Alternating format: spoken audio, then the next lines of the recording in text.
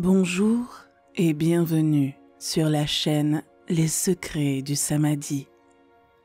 Chaque jour, le Bouddha nous transmet un enseignement que nous pouvons mettre en pratique. Cette histoire est importante, surtout pour les personnes qui sont trop bonnes et dont les autres profitent. Pour comprendre la profondeur de cette histoire, je vous invite à regarder la vidéo jusqu'au bout. Commençons. Il était une fois Gautama Bouddha, assis avec ses disciples, et le roi Ajatashatru. Le souverain se tourna vers le Bouddha et lui demanda: « Ô Seigneur, depuis que je suis devenu votre disciple, tout le monde m'exploite. Ils profitent de mon calme. Avant que je ne commence le chemin avec vous, tout le monde me craignait, aussi parce que je ne réfléchissais pas à 2 fois avant de condamner quelqu'un à mort. J'étais un homme cruel et redouté. Après être devenu votre disciple, j'ai cessé de punir les gens et je ne me mets plus en colère. Je suis devenu très pacifique et je regarde tout le monde avec compassion. Le problème est que maintenant, certaines personnes profitent de ma bonté d'âme, ce qui entraîne également de nombreux problèmes politiques, mettant en danger les habitants de mon pays. Le gouvernement s'oppose à moi, alors je vous demande, Maître, ce que je dois faire maintenant. » En entendant tout cela, Bouddha décida de raconter une histoire. Il était une fois un serpent venimeux dans un trou sous un grand arbre. L'arbre était dans un champ près d'un village.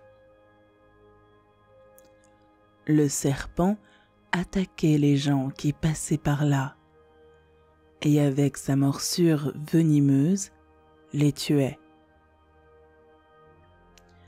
Par conséquent, tout le monde évitait de passer près de lui pour ne pas risquer la mort. Un jour, en allant au village, un moine vit ce bel arbre et décida de méditer à l'ombre avant de continuer. Des villageois qui rentraient chez eux avec leurs vaches aperçurent le moine et le mit en garde contre le serpent.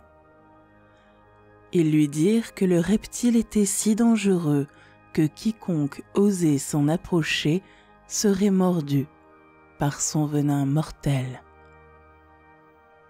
Le moine, cependant, sourit et continua à marcher vers l'arbre.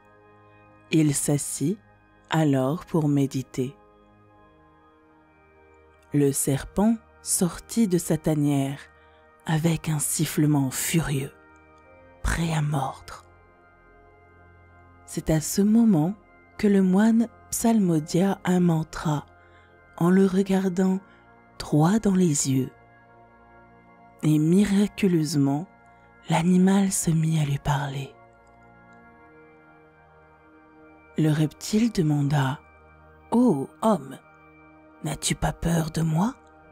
Ne sais-tu pas que c'est ma zone et que personne n'ose venir ici ?» Le moine répondit avec compassion: « Mon cher ami, qu'y a-t-il à craindre ici? Je ne crains rien. Je ne crains pas la mort et je ne souhaite pas vivre. Pourquoi devrais-je avoir peur de vous? Tu attaques parce que tu as peur d'être tué? et c'est pourquoi tu mords les autres. » Le serpent fut étonné d'entendre ces mots. Jusqu'alors, il n'avait rencontré que des gens qui essayaient de le tuer ou qui le fuyaient, mais jamais quelqu'un qui n'avait pas peur de lui. Alors, il s'accrocha au pied du moine et lui dit « Oh monsieur, vous avez raison. Tout ce que j'ai fait jusqu'à présent, je l'ai fait pour sauver ma vie. Si je n'attaquais pas les gens, je serais tué. » Le moine répondit « C'est vrai, mais souviens-toi que la vie se terminera un jour. Il n'est donc pas approprié de tuer les autres pour te sauver d'une fin certaine. Renonce à cet attachement à ta vie et sois plein d'amour pour les autres. » Après avoir dit cela, le moine partit. Le serpent, influencé par ces paroles, décida de ne plus mordre personne. Mais en renonçant à sa nature colérique, il obtint le résultat inverse de celui qu'il espérait.